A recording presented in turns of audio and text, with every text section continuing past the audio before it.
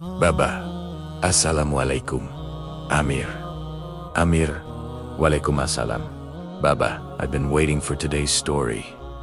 Baba, mashallah. Today we continue the amazing journey of Prophet Isa as, in the last part, you learned how he faced corrupt priests, helped the weak, and showed beautiful mercy. But today, we will enter the final chapters of his life on earth, full of miracles, danger, betrayal, and Allah's protection. Amir, Baba, I'm excited. Please begin, Baba. All right, my son, as prophet, Isaiah continued calling people to worship only Allah. His followers began to grow. People loved him for his kindness, his truthfulness, and the miracles Allah allowed him to perform. He cured the blind, he healed the sick, he brought comfort to the poor, and he softened the hearts of people who had lost hope. But Amir, not everyone was happy. Amir, the priests again.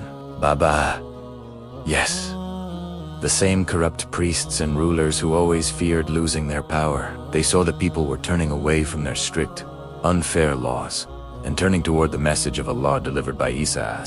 These rulers met secretly in the palace of the governor. Their voices were filled with anger. His words are dangerous, shouted one of them. He exposes our lies, said another. He performs miracles we cannot deny, whispered a third. If we do not stop him now, people will follow him instead of us. They wanted to silence the prophet forever. At that time, the land was ruled by a powerful empire. The local governor was a man who feared uprisings, rebellions, or anything that could disturb his position. The priests approached him, pretending to be loyal. "Oh, noble governor," they said. "This man Isa is a threat. He gathers crowds, he speaks boldly. Soon, he may claim kingship." The governor frowned. He didn't care about religion. He only cared about control. But when he heard that thousands of people were following Isa, he became nervous. If he becomes too popular, he thought, my empire may see him as a rebel. So, the governor secretly agreed with the priests. Find a way to capture him. But they had a problem. Isa never stayed in one house for long. He moved from town to town, teaching people, and his loyal disciples protected him. So the priests whispered to each other, "We cannot reach him unless someone close to him betrays him." Amir, Baba. The disciples were his true followers. Right, Baba? Yes, my son. They were called Al-Hawariyun. They obeyed Isa deeply, protected him, and spread his message. Most of them were sincere, humble, and strong in faith. But among them was one man whose heart was weak. His name was Yahuda, known in other sources as the betrayer. He pretended to follow Isa, but inside, he loved money, not truth. The priests saw that weakness. They approached him at night, offering gold coins. "Give us the place where Isa stays," they said softly, "and these coins will be yours." Yahuda looked at the gold, and his heart became blind. He agreed. Amir, Baba. That's horrible. How could he do that, Baba?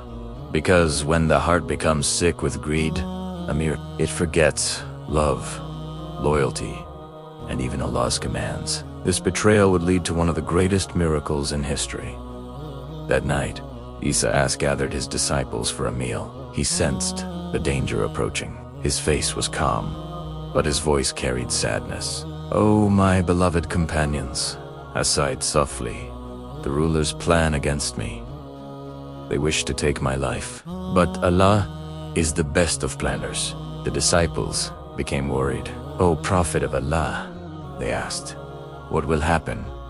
"We will protect you with our lives." Isa smiled gently. "My protection comes from the heavens," he replied, "and Allah will not allow the disbelievers to succeed." Then he looked at them with deep sorrow. "One of you," he said, "will betray me." The disciples gasped. "Who?" "Not me," I would never betray you. But Yehuda remained silent, avoiding the Prophet's eyes. After the meal, Isa stood up, raised his hands, and made dua. O Allah, protect me from the plot of the evildoers, strengthen the faith of my followers, and grant your guidance to the truthful. Later that night, Isa went to a quiet place on a hill. It was a peaceful garden with olive trees, a place he often prayed. The moon hung low in the sky. The cool wind whispered through the leaves. The disciples stood around him, guarding him, but far away. Torches lit the darkness. The priests, soldiers, and the betrayer were heading toward the garden. Yehuda walked in front, guiding them with a wicked smile. "This is the place," he whispered. "You will find him here." The soldiers rushed forward. But Amir, something miraculous was about to happen. Something Allah had planned long before the traitors even began their plot. "Baba Amir, shall I continue with the miracle of Allah's saving Prophet?" Isa asked. Amir, "Yes, Baba. Please continue."